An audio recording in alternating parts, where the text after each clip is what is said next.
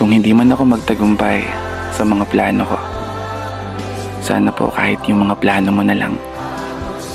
Kasi Lord, yung mga pangarap ko para sa sarili ko, isinuko ko na.